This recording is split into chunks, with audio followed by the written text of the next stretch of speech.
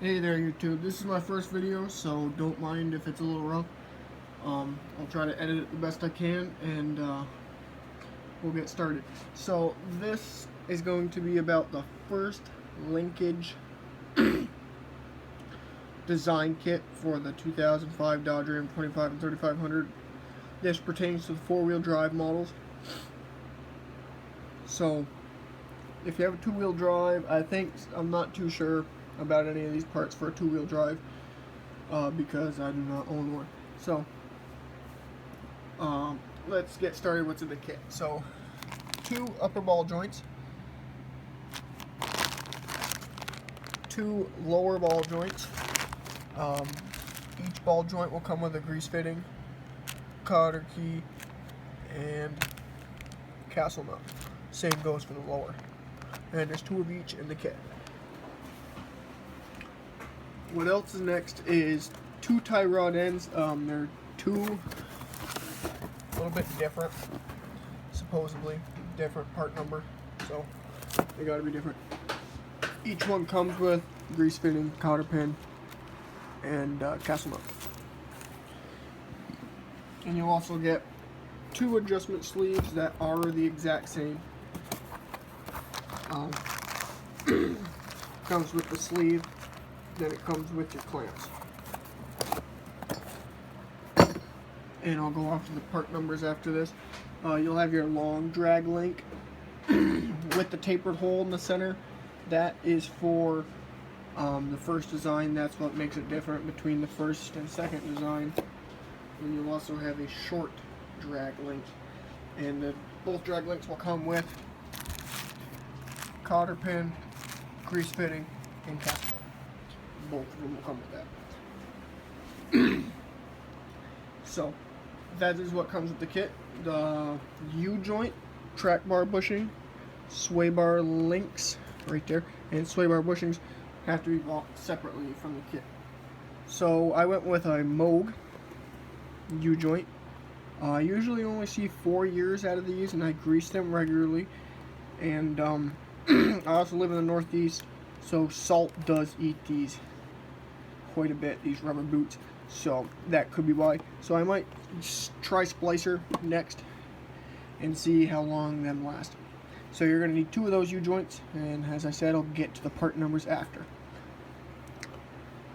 This is your track bar bushing, 2 different designs they make it, this one of course as you see, then they make the one with the sleeve exactly like this, but then just a bigger rubber bushing, and I guess it's a little bit softer of a ride, easier of a ride. So if you have like a snow plow or you do heavy towing or whatnot, you're gonna probably want a harder track bar bushing so it doesn't wear out as easy. But if you do street driving and that, you're probably just gonna want to go with a more rubber one, as like I said, because it's gonna add a smoother ride in that track bar. So that's that.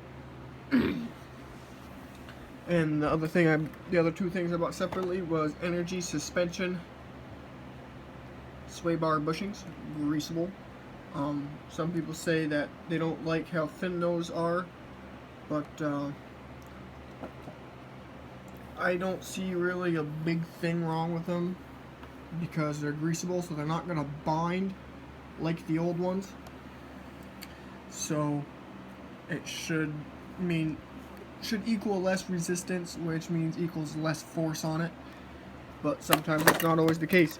But once I opened up my BD Diesel sway bar link kit, that kind of solved my worries because BD Diesel uses Energy suspension parts in their link system. So I'm guessing those are just going to be fine. So, and if they do stress a little bit, I will switch them out with the stock ones and keep those bushings. And I might do a drill tap into those old ones, and so I can screw the grease fitting into those. So we'll all see in time. So Formula 5 prelude for the sway bar link by BD Diesel. and I don't have the part number for this or the sweep those. So if you just go to Google it, you'll find it. If you see this video, you can find that. So that's those that I bought separately, and that's about it. So I'll get to the part numbers. That is it for the kit we bought. And the one thing you might not be seeing is the steering dampener, and I'll be having that Wednesday, not Monday. So Wednesday I'll have that in, and it's the one with the tapered stud on it, and it's a Bilstein 5100 shock. So that's make sure you got that tapered stud on that shock, because they make the 5100s without it. So make sure that is on that shock. So this is the upper ball joint, and you're going to need 2. That's the part number. You will need the lower ball joint of quantity of 2. That's the part number. You will need 2 sleeve adjusters. They are the same part number. And actually, this is the tie rod. Excuse me, picked up the wrong box. So this is the tie rod end. You're going to need one of these part numbers. This is the other tie rod end, and you'll need one of those part numbers. And these are the sleeve adjusters, and they are the exact same. I'll just double check for you. Right there, exact same. So that's where that is. Those are just the duplicates of the ball joint, track bar bushing, the 2 ball joints, upper and lower. Part number for the track bar bushing, right there. Gonna need 2 of the same. I'll double check that for you.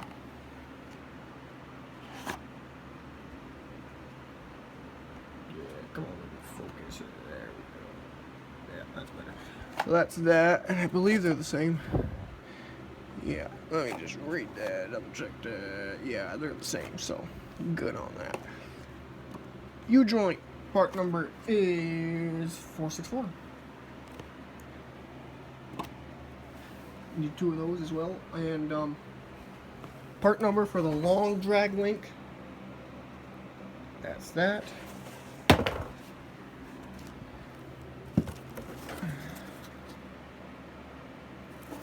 it around for you, and that's the one for the short link. So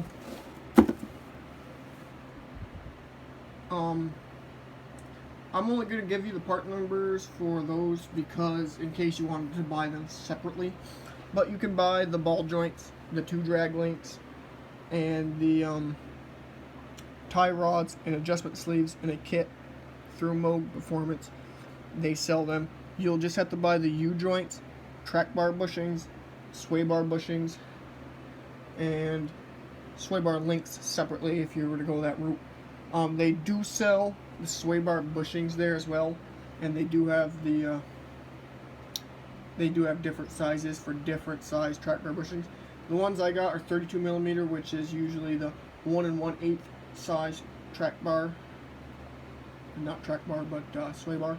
So yeah, make sure you got the right measurements for that, because I think a 2-wheel drive sway bar might be a little bit different as in size, but not sure because I don't own one. So if I'm wrong on that, comment. If I'm right, alright. This is the last thing that I'm gonna share with you on this. This is the Franz filter oil cap for a bypass system. They make one, but I'm making my own. Simple, just a bracket that you gotta make yourself. Filter head filter for wow, I'm on a blank, but 2 hoses and 4 fittings. There we go. So that 4 fittings and the 2 hoses, that'll pretty much tie right into everything. And this is a if you do get this is a 1/8 NTP thread. So that is actually also the same as the one on the top of the filter head, stock filter head that you'll be getting the inlet from. That's on top of the stock filter head. I'm pretty sure every Cummins has those, so every 5.9. Not too sure about the 6.7s, so haven't really seen those in depth yet.